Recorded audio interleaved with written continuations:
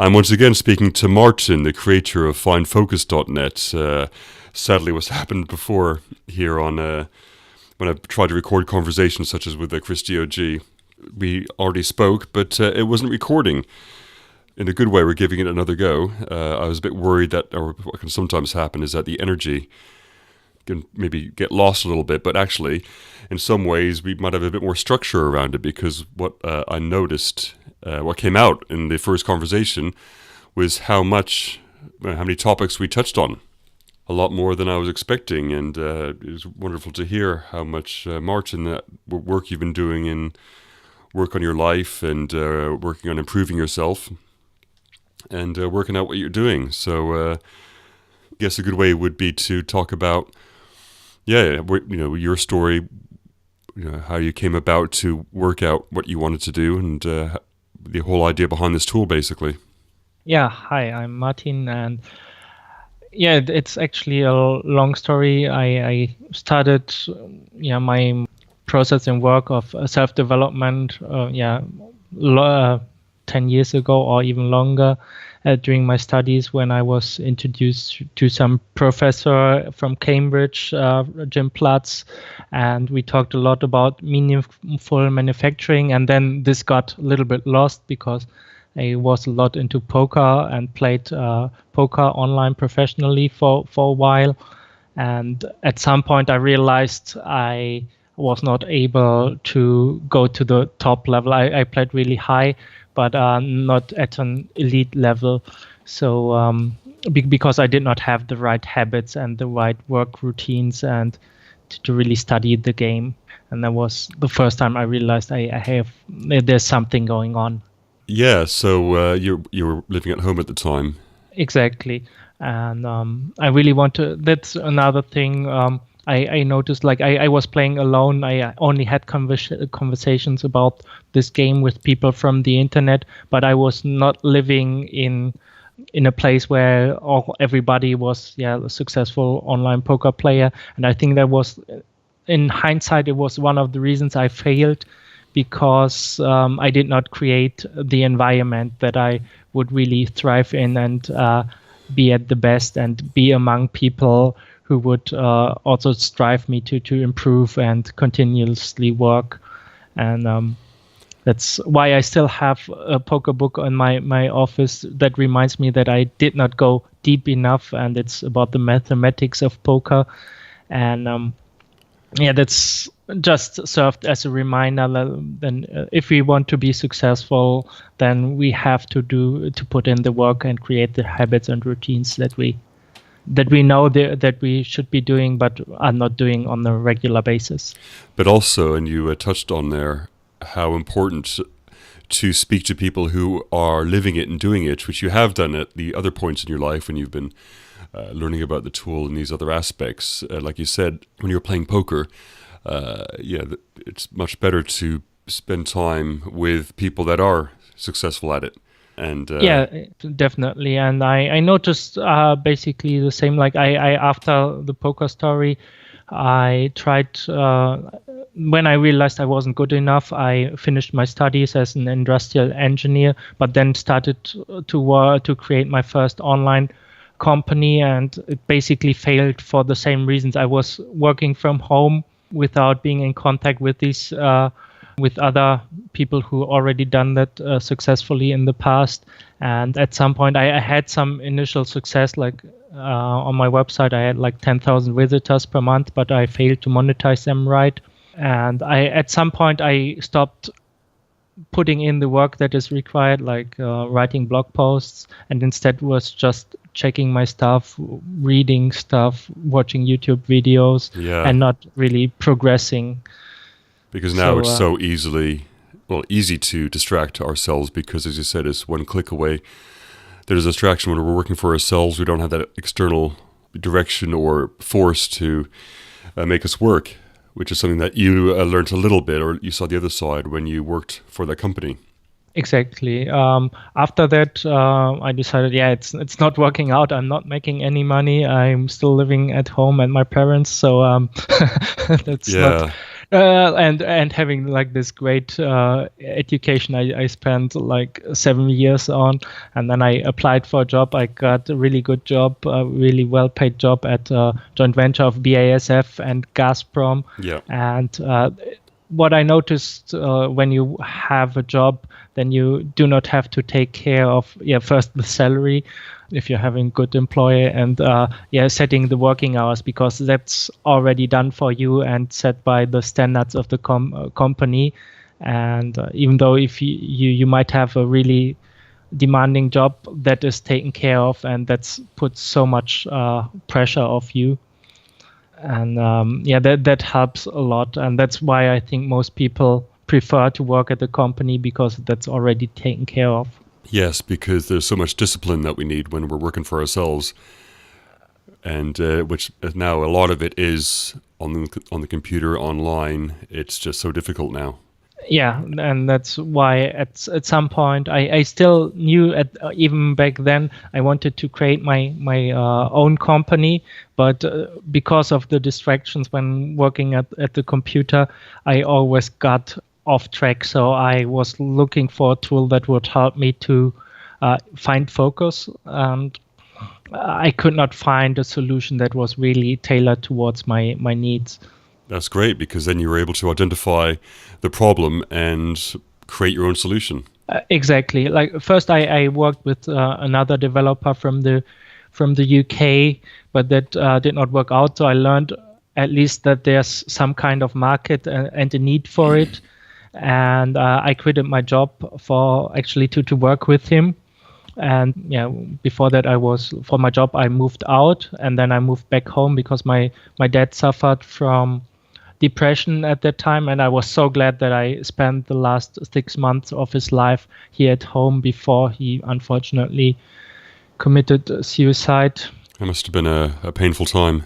Yeah, it definitely was. It was intense, but I also experienced like how important your family is, and a lot of us spent a lot of time thinking about our career and how to make more money and going on nice vacations and visiting exotic places, but and we forget how precious the time is we spend with our close ones, with our family, with our parents, if we have a spouse, our children.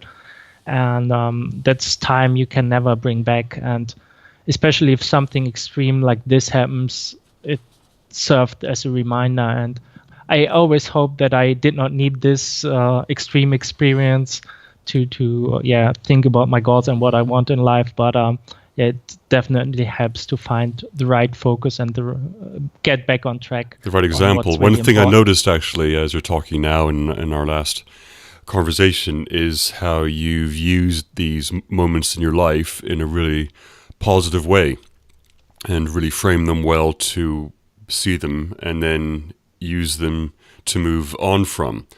And obviously that time, with your father, especially with the relationship, but then, you apply these examples of, your previous job and these other things that happened to you. You've really learned them well and now apply them in positive ways in your life. Although I have to admit it took me still like basically up to the beginning of this year to really find a way to manage myself, to learn how to use the tool I created. I created this tool to stay away from distractions, but it took a while to find a framework that really worked for me. It's almost like the things online now are designed to distract us. It's almost like we were being led to be distracted, that dopamine hit. Facebook admitted that they've been changing their algorithms to make sure we come back for that little bit of a fix. Like Facebook was a big topic in the beginning of this year, and Facebook is probably the worst company out there among the big ones about exploiting us based on their advertising model. And because they basically get paid when we spend a lot of time on their site and using their services, so they can serve more impressions to their advertisers. And that's not even touching the topic of privacy rights and violations. Yeah. I know you mentioned Silicon Valley before, and that's one of the reasons why you wanted to create your own company in the way that you envision, because there's there's lots of research about California and the companies that first moved there in the 50s. Initially, the aerospace industries, and then when Silicon Valley started, there's some research evidence that in fact a lot of the Silicon Valley companies were started by the military industrial complex, perhaps even for this reason, to have these control over our lives. Now when we're getting down this path of smart everything, that maybe the whole intention was surveillance from the start. Even the internet could have been surveillance from the start. I'm not sure on that. I think like if you look at the story from Facebook, Mark Zuckerberg was an introvert, and he just created like the Facebook in Harvard, where people could basically stalk each other and online and send some messages. But he was really smart about how he designed it, and how the things they implemented it, and what this about Silicon Valley. It's all about being big and building this monopoly, and I think it's harming society in a really, really bad way, especially since these business models are built on exploiting people and exploiting their attention. Yes, these little dopamine hits, they've really worked out how we work, and these little impulses that drive us. Exactly, and I think the only way, and that's why I built my Find Focus as well, is to change our environment. As I said before, in the job, having a job provided some structure, but if we are on the computer, there's no structure. Like the browser is always there, YouTube is always there, and Facebook, and all the distractions, the news, and it's an environment where it's so much easier to click on the news or Facebook than to do the hard work or doing some meaningful deep work. And I think that's it's unbelievable. And I think deep work, doing meaningful work is so important and gives our life basically meaning. This brings us to your background with mental health in terms of finding your own or improve your own mental health and what you want in your life. And we talked about how maybe as men or as people, we want to have that mission, that goal, because when we drift a little bit, we're kind of not going deep into things, not really working out what we want, and that's obviously seen by others, by women we want to meet and things like that. But when we have that mission, and that also applies to you, and you worked out that the environment is a critical part of it. And from working out how your environment is, you then take the steps to create it, which is kind of what you've done. Yeah, exactly. And especially like there was the biggest study on environment and its effect was actually done in the 70s when they studied heroin addicts in the US. And basically a lot of soldiers returning from the Vietnam War were addicted to heroin, I think like 30% or something, or 40%. And in the US, the relapse rate was around 90%. And when the soldiers returned, they were able to stay clean, like 95% of them stayed clean, and they could not even believe the results from the study, so they questioned it. But it was true, and it was because people were getting out of the jungle and then moving back to their families and having a structured life. So they were able to quit the worst addiction that there probably is to this substance. Yes, though it makes me wonder now, though, these days, especially when you're working on the computer, how addictive it is to have those clicks. That little dopamine hit is quite a powerful little, glitch that we have. Yeah, and that's why I think it's so important to use software or set up your environment, your mobile phone. For example, my mobile phone is set that I do not have access to email there. I blocked the browsers, and I basically only use like the app that I make me more productive or that I really want to use, like Google Maps or like some my Google Calendar or my to-do list app, and or maybe some even app to listen to podcasts or something. But everything else I just blocked. And yeah, and some people are now going to the old phones that have no internet on them. Yeah, I've got one actually. Now the intention was to migrate towards it, but I've not done it 100% yet.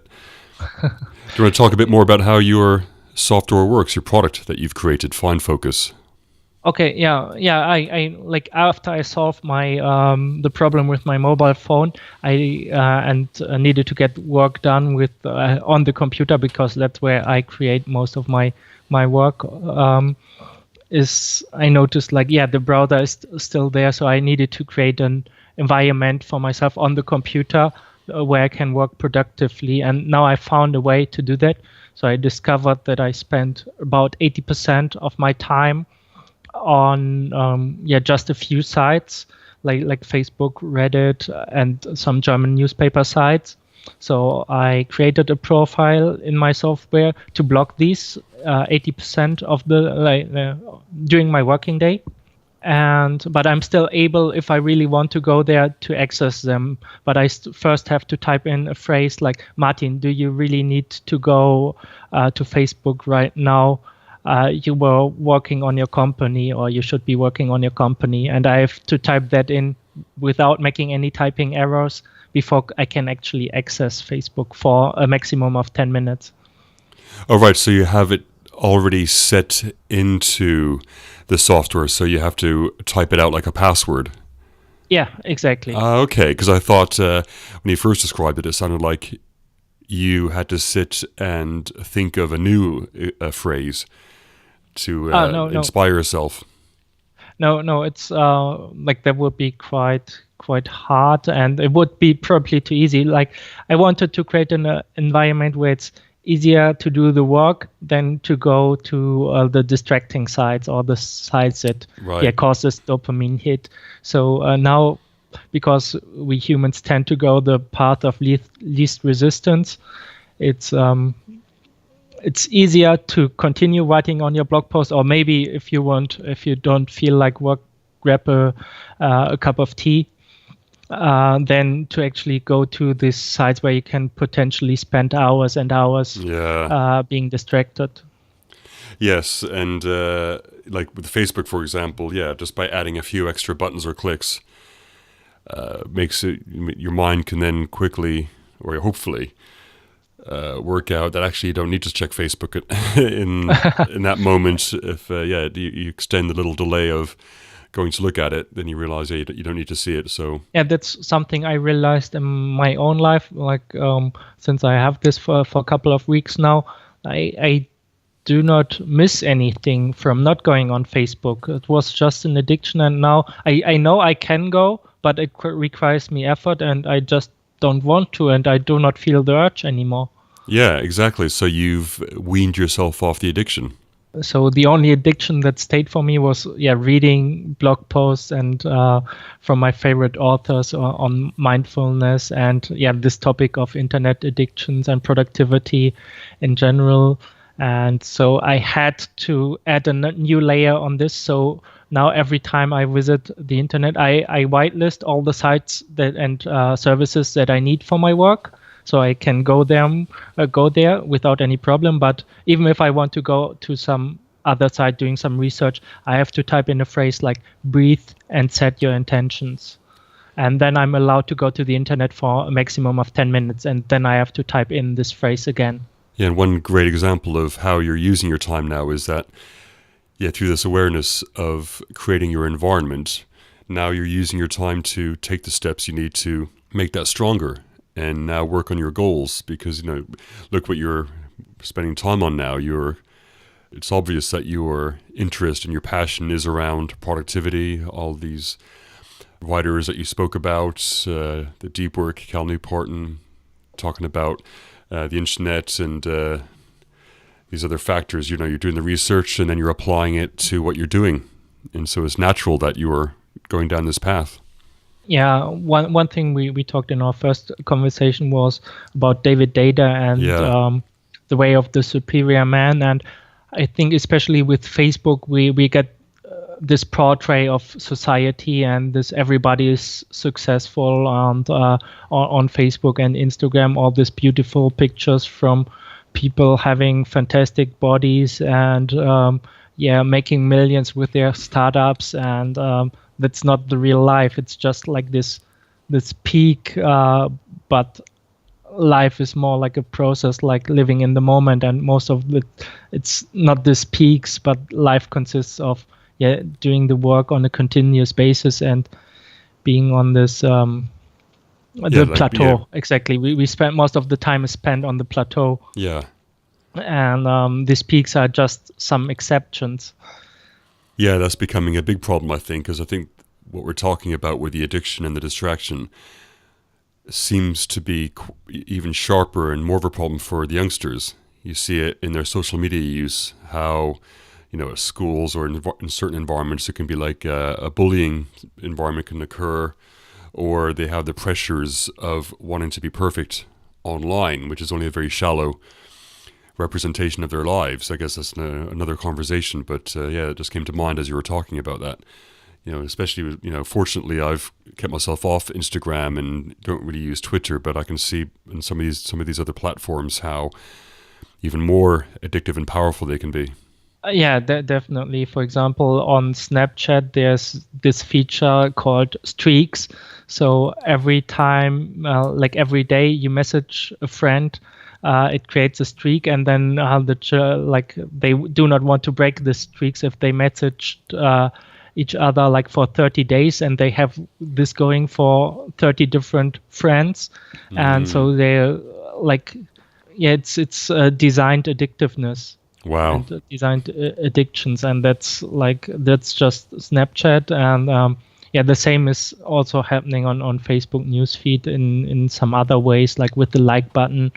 There was really interesting experiment, I think it was on Instagram or Facebook, I don't remember, but where a guy developed a software where basically all the posts you see get an automatic like. So you were basically giving out likes for free to everybody, and they shut it down within a couple of hours because it was basically giving away the drug, like the likes, for free, and they did not want that. Wow, okay. So it just shows you their intentions aren't good. Perhaps a good enough reason not to use their products. One thing we also spoke about in our first conversation was like the topic of advertising and setting your own goals. Because I believe like with all this media and advertising, they create desires that are not there in the first place. And instead of looking at the outside world, we should look within and ask ourselves, what do we really want? What kind of life do we want to create? And then move on from there. Because when you have a vision created, like David Data says in his book as well, when we have a vision, we can move towards it. And even if we get sidetracked, we can then correct our course and move back to our goal. Yes, which reminds me of, was it Psycho-Cybernetics as well? He talks about that. When you have the goal, when you're off course. And also that reminds me of what I said about, I can see that's what happened in my own life, where I was trying various things, thinking, okay, does this feel good? Do I want to be pursuing this? And sort of just not going too deep into things. And like even where I was living, I was experimenting with that and kind of drifting a little bit. And now I've come back home, and it feels better. But also, realizing, and I think David Data mentions it as well, when you really tackle something and you go deep into it, that's when you're really embracing life. And then other people see it as well, like eventually perhaps the woman you're going to be with, and then then everything builds around that, like as we talked about with the environment, like making some ideas, like I said, about wanting a family and wanting to homeschool my children. And then just by having that as a defining goal or structure in your environment, then even subconsciously you'll start taking steps towards making that a reality. Exactly, and that can be recognized by other people as well. And I mentioned Tulis, who worked on this home for 30 years. He's a really successful guy from Edgware, and if you look it up on the internet, it's called theshishagarden.com. And yeah, he created, like, when I was first visiting that place, it looked like from the 13th century, literally, like with all these arches and stuff. And then he told me, I built all this myself with just somebody, helping me, giving me the bricks. And he even made the bricks out of the clay from his own ground there, from his property. So he spent 30 years working on this project, and it's still not finished, but it's such amazing. And you can see the craftsmanship there, something that Carl Newport also talks about. And it's just amazing. And he created this life for himself because he's from Cyprus originally, and it's a family business now, and he's able he's one of the happiest people I've ever met, because he just spent so much time with his family and his children and his great-grandchildren. And that's amazing. And that's something I think of when I think of success in life. It's much more like him than, for example, Mark Zuckerberg or all these Silicon Valley billionaires. Yeah, and like in the media, we're not really given examples of family being the goal. It's all about money and chasing it and all these things you can have. But actually, creating an environment where you're able to work and have your family around, that's amazing. Yeah, and if we really took a look at life, what really makes us happy and is this relationships with the people, our friends, the people who are close to us, and spending time with them. And so many people move away from their family for having a nice job and nice career and stuff. So they make a lot of money, but it's not really serving their happiness and what's actually important to them. It's just like, because everybody is focusing on their career, getting a great job, and maybe getting a promotion, moving away from that. And that's required in our society and for most jobs. And I think it's crazy oftentimes. Yes. Yeah, and it's having a real divisive effect on the family. Now women are feeling under pressure to spend time in a career and that being a mother is actually, not so good. Unless you have a career, then you've not succeeded. It's a bit worrying. Another interesting point is I recently read a book called How Much is Enough? And it's from some two guys, father and son, from Robert and Edward Skidelinsky. And what they discovered is, like, even Keynes, like the famous economist, when he was looking at productivity, he was doing a forecast for decades. He was roughly right, but he also thought, like, when we have enough and technology developed, that we will actually work a lot less, like 4 hours per day or something. And he was right on the productivity X, but on the working scale, like, we still work all like 40 hours is still like probably the average. Yeah. And that's, for example, one reason because in Germany we are allowed by law to reduce our workload, of course, with reducing pay. Yeah. But I was only working like 4 days per week, and that was perfectly fine. And some of the colleagues made fun of me, but some approached me and said, like, I would really like to do this as well. I do not care about the money, but I do not dare because, what will my boss say or something like that. Yeah, back to the pressures that we can have or the expectations around us.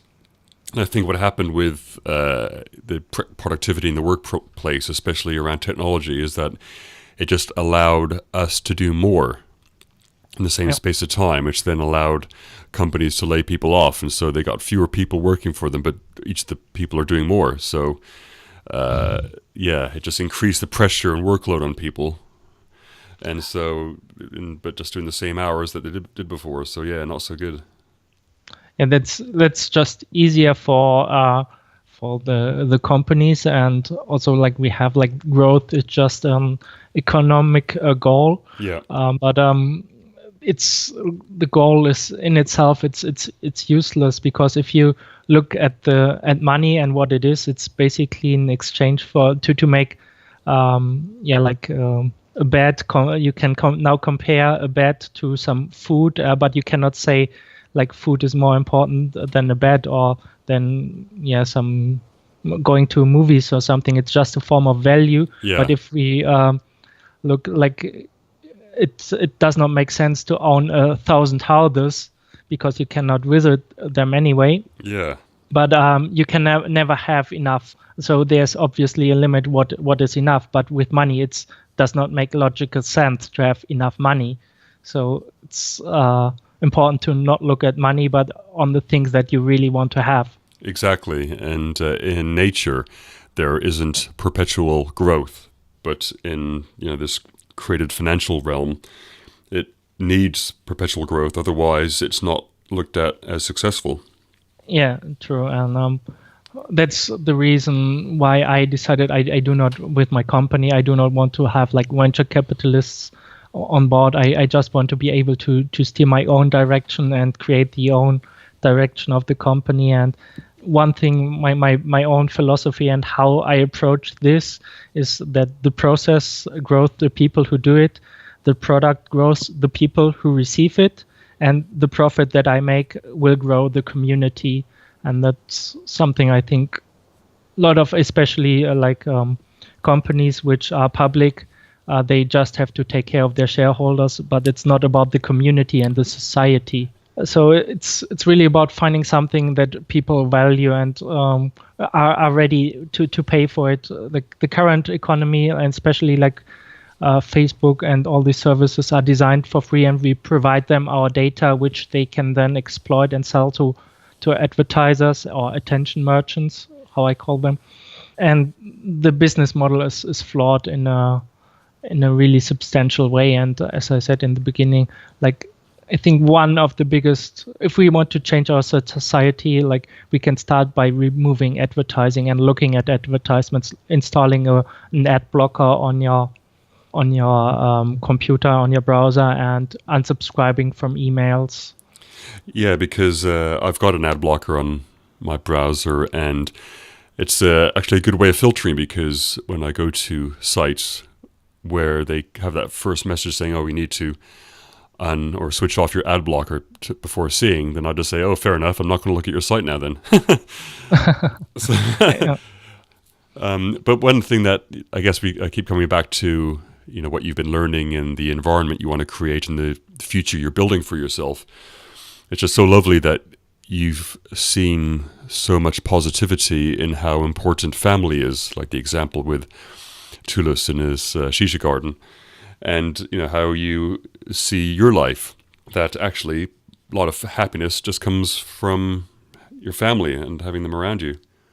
And living in a community, like I'm living in a small village, and I'm playing soccer here. I know the people know me. I'm greeting. There's advantages and disadvantages to this. I talk to some of my friends are living in the city of London, and they say I really love this international culture, and I can meet people who are so open-minded. And of course, in rural areas, people are typically a little bit more close-minded. But having this community and having something to work on, going to my regular soccer practice or playing with the guys, it feels like home. And having these rituals and environment that I really like is awesome. Yeah, I mean, I'm starting to appreciate that village life more and more. That's why I think partly why I was drifting around a little bit, because it was partly, research about where I might want to live longer term, and that's definitely appealing now. So it's wonderful that you've, again, already created that. Yeah, and it's what I said in the beginning. It's really finding time to think about this and then set your goals and move towards it. And for example, we talked about family briefly. I wanted to have a family living here with me, and then I found a really awesome woman, and she already has like 2 wonderful kids, like age 5 and 6, and now I have a family all of the sudden, and it was much sooner than I really expected it, because it was I still cannot believe it, even though it's almost a year now. Wonderful. And it just shows you that again, when you're focusing on your path and your mission and not on just on having a family, that it just happens naturally. And it just and as you say, unexpectedly. Not it'll happen, but not as you expect it will unfold. Yeah, but I have to admit, I met her on Tinder, and I was using that service for a while, but I knew exactly what I wanted, and I did not waste my time like writing for hours and days and weeks with women. I tried to meet them and then find out like in real life if there's a match or not, and I knew what I was looking for, so I was able to filter out pretty quickly and not waste my time in shallow relationships or something like that. Great. So these tools can be useful if we know how to use them and what the goal is. So it's not about like this tool can be useful in some way. I'm sure they are. Otherwise, nobody would use them. But it's not that they're essential. But that comes back to knowing what you want and knowing what your goal and your mission is. Because otherwise, if you're just drifting and not sure and just trying things, then you're just going to get caught up in whatever comes up. So something like Tinder, I imagine, is definitely you're going to be getting distracted left, right, and center. So to approach it and, as you say, use it as a tool on your path, then you are going to be more structured with it naturally. Yeah, it's first knowing your goal and your mission and what you want, and then designing the environment that will support that. So you do not have to do it actively every time, because then you will just run out of willpower. But if you take the time and set up the environment, it's like in a way that it's almost inevitable that you reach your goal, then you're on the right path, I guess. Wonderful. And that sounds like a good way to end it, actually. A nice little bring it all together. You described it well. I think so. That's what I strive. And then next part is to really thinking about the society that we want to live in and finding ways to create the society that we want to live in. But we first have to start with ourselves, I guess, and create like this space for us, mindfulness, and practicing our own mental health. And then trying to, like, the next step would be to implement this in your community and in the society in general. Yeah, and you've given me a lot of optimism on that front, because it's easy to get caught up in what might not be going right in society, or seeing how there's a lot of negative things happening. But just to hear you say that, as a young man really working it out, and seeing the positivity of what you've been learning about yourself, what works, what doesn't work, and then, as you say, wanting to apply it to a community, I think that's very positive and given me a lot of hope. Yeah, you're welcome. Fantastic. Thank you, Martin. And well, looking forward to finding focus with findfocus.net. And obviously I'll include the link to your website on the Mental Health Matters show page, and so people can find you. So is it just primarily findfocus.net that people look at? Yeah, that's where they can download my software. I'm adding a lot of new stuff there, like how to best use the software. I'm giving I try to give regular webinars now, and I really want, unlike other software companies who just put on their website and write some text, I want to be personally available in some form and stand with my integrity in front of this. And so people know it's not just the software, some piece of code, there's actually a real person behind it. That's good to know, because just meeting you for that session on FocusMate, when you mentioned that you were behind the software, it was actually, I felt immediately that connection of someone that, because you see these tools online, because I did look at what's it called, Focus Me, but my operating system is too old to use it. But, you see these, and you imagine that there's huge teams of people behind it. But Exactly. to hear about your journey with it, and that's just something that you came up with, is really lovely to see. And actually, you've probably hit on it at the right time as well. I forgot to mention this earlier when you talked about it, but there seems to be a bit of a wave of these tools coming up at the moment. Maybe a lot of people are realizing what a problem it is, and so hopefully you're on that wave, and people will find you and see how you're able to help them. I'm really looking forward to get more feedback about the framework that I developed, and it's really, I think in general, like my goal would be like this should be like this kind of program should be in the operating system of every electronic device by default. So yeah, but you know why it's not, though. Yeah. But that would be awesome, and that's something I'm working towards. Yeah, wonderful. I think we'll get there. So wonderful to speak to you, Martin. Thanks for your time. Okay, thank you for having me.